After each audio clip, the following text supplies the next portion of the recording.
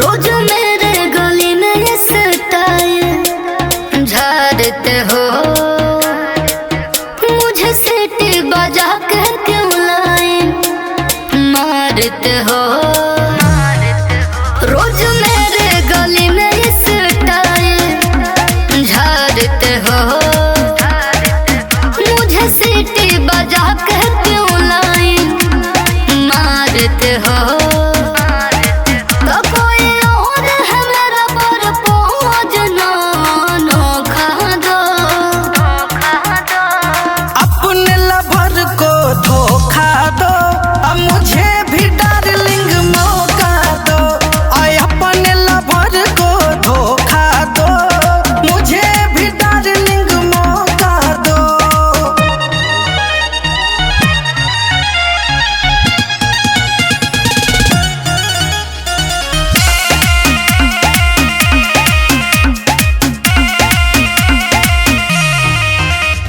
खर्चा मेरा उठाओगे क्या, शॉपिंग डिनर कराओगे क्या, बोलो कर लोगे।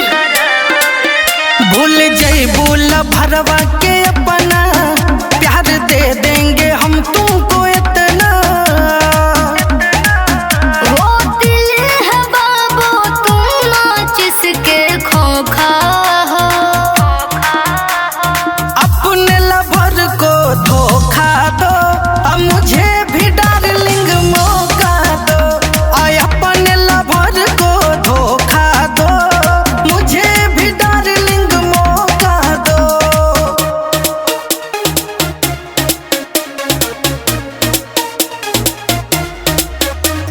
प्यार यदि करोगे खोल के मैं पटूंगे इमरान को